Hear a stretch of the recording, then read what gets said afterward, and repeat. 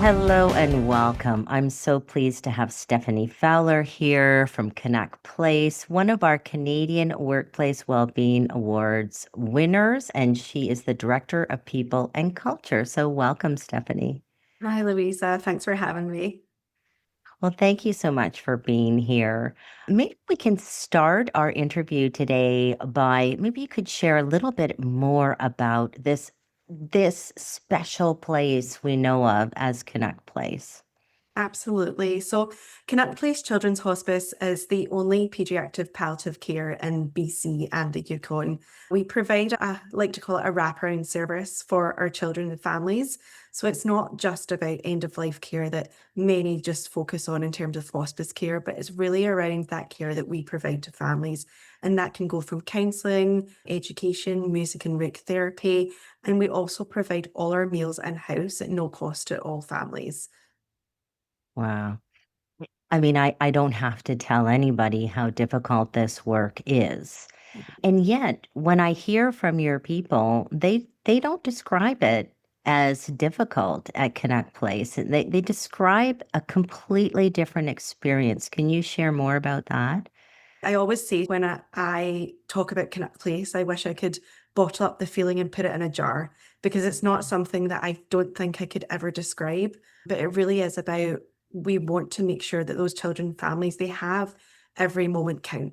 And that's what all our staff certainly do for all the children and families as well. And it contributes how we look after our staff and our values and passion they have for the work that they do as well.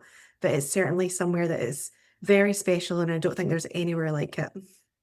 No, there really isn't. And I think people are really honored to work there and they see it as such important work. You know, if you think about the final days or months of a child's life and the impact that it has on the family and how that transition time can be so valuable for families, so devastating, and yet it can mean so much to them. So, congratulations for creating a work environment where people can really thrive, even in very, very challenging situations. So, can you say more about you won the Canadian Workplace Wellbeing Awards? This is not your first year. How many years has it been, Stephanie? I believe it's our second, I think, or it could be our third. I think it's the second I though. yeah, yeah. I think it's your third. I think Third, it's your yeah. third. Yeah, yeah. Which And so it's wonderful. And so if you have, more of a high level strategy in terms of what you do for your employees, can you give us a little bit of an idea of where your strategy kind of starts? What is the focus of your well-being strategy for your employees? Yeah, absolutely.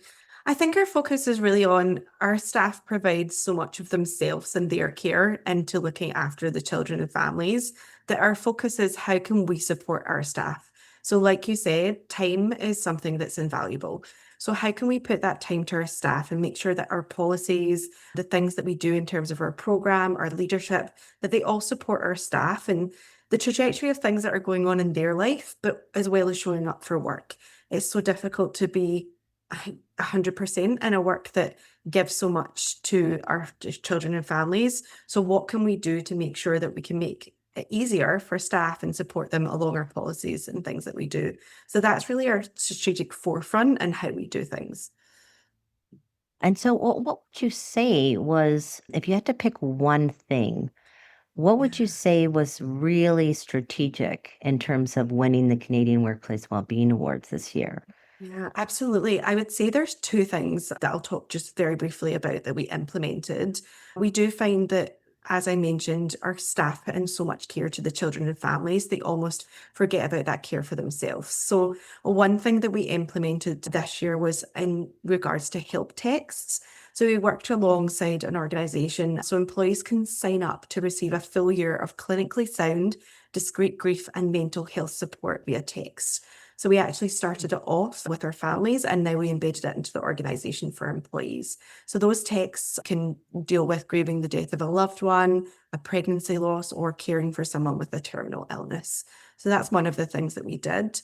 And then briefly touching the second thing, which I would like to talk about, is our expanded partnership with Matern. So I know I spoke about them a little bit last time, but this time we have expanded that into empowering women at work through perimenopause and menopause, which we started our first cohort in that. And I think that's a trend that we're seeing through many organisations that we really want to reduce the stigma on and put it into conversation out there.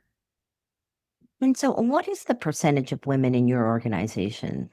Yeah, absolutely. We're definitely majority women workforce, reaching around the higher percentage, around the 80%, 90% of workforce.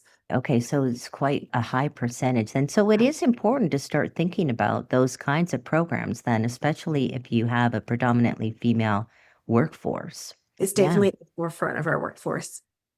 I mean, you do so much for your employees. And I had someone in my building who asked me if I could put them in touch with your organization. And I live in Toronto. And so you're kind of renowned across Canada as this incredible organization. And when you have such a reputation where people from all over Canada want to go and work with you, what do you think are some of the benefits that you receive? I mean, you're on the other side of this. You're trying to manage things, you're trying to manage HR related issues and benefits and things like that. So, what do you think are the benefits when you have this great reputation of having such a wonderful place to work? Yeah. I think, thinking about it, when we do think about well-being and what it means at work, it's absolutely around psychological safety and our leadership engagement. So for me, it's how do we create that safe environment to talk about stress or burnout? How do we reduce the stigma? How do we provide education to training leaders, managers on how to empathetically support our staff and who we have in the organization? So that being said, policies that we create in place are really for our staff and how to support them alongside the trajectory of their life and what's going on within the workplace as well. Some off the top of my head that we have created would be our flexible working, self-scheduling for nurses, remote, casual and part-time hours. That also helps attract and retain caregivers, which are at the forefront of our workforce. We've done things like maternity leave top up, paid parental and grandparent leave, and also paid leave such as bereavement, compassionate, and caregiver leave as well. So that kind of states that our inclusion values state that friends are our chosen family. So no matter the definition of how they are or who they choose to love, they're part of that caregiver leave if there's anything that they need Nice. to look after. Yeah. And so I would imagine that you do all these wonderful things for people, which has created this great reputation. And I would imagine it's easier to recruit the right people. What is your recruiting like? Yeah, absolutely. It can be quite hard because we're such a niche organization in terms of providing pediatric palliative care and the roles that we do have. But I think what sticks out for me in our recruitment process is, we really, at the start of any of our interviews or even beforehand in our phone screens, we really explain what the organization is like. We like to be transparent because sometimes this isn't the organization for everyone and sometimes it is. So we really want to walk people through what a typical day may look like for them, especially if they are interacting with children and families within the hospice care. We really want to let them know that that could be something there. And we always, at the end of interviews and phone screens alike, we ask them how they think they would deal with that emotional aspect of things, because there is support that we can provide to staff and how much we can do, but also there is that piece that, as I mentioned before, it might just not be the right organization for everyone, and that's okay. But we just make sure that the right fit for both of us. I think is so important. And not all organizations have thought about that, taking their work environment, what kind of values or strengths do you really need to excel in this role, to not burn out in this role, for example, and then extend that out into the hiring process to make sure that you're hiring the right people in the first place so that you're not getting that turnover or that churn or people are becoming anxious. They actually know what they're getting into. So Yeah. I love that. What do you think is overlooked, an overlooked factor when you're thinking about promoting well-being in your workplace? For me, I think it's not just around the programs. So it's not just about putting an initiative in around a wellness program, such as a health and wellness funding account. That might be great to do those things, but those aren't only the things we should be thinking about. It really comes down to the leadership. And not only that, maybe looking at educational purposes. So instead of just putting another program in, well, how can we teach about wellness? Or what are some strategies or things that we can talk about, such as reducing stigma or menopause or mental health or first aid certifications in mental health? What are those components that we teach for longevity rather than sometimes just putting a sticky plaster over things? Yeah, yeah, exactly. It sounds like you've really operationalized well-being rather than just having these add-on programs. Yeah. Yeah, absolutely. So what would you say has been the most impactful initiative that you've ever implemented at Canuck Place? Yeah, absolutely. I think it's really just around, again, going back to the care for our staff, really around those leaves, especially around you look at our workforce, and we've tried to put those trains in to help and support staff. So I think that's something in particular that we really do well. Going again back to the leaves, one of them that I never mentioned was wellness time. So that's 15 hours that an employee can use each year, how they would like.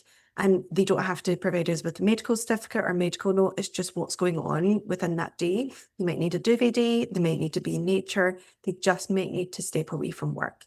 And I think that's what it is for Canuck Place is it's all those different leaves that we put in place to make sure that our staff feel fully supported.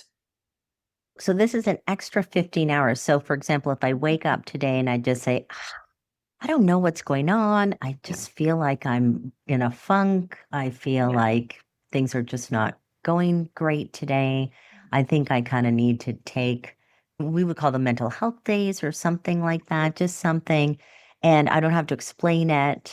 Can I also schedule one? Can I say, I really think I'm going to need a mental health day on this day? yeah, absolutely. It's 15 hours per calendar year and it's up to our employees how to use it, but it's mandatory. So we do make sure that they do take it just because so Really? if they don't take it, they lose it. So we encourage that time away from work.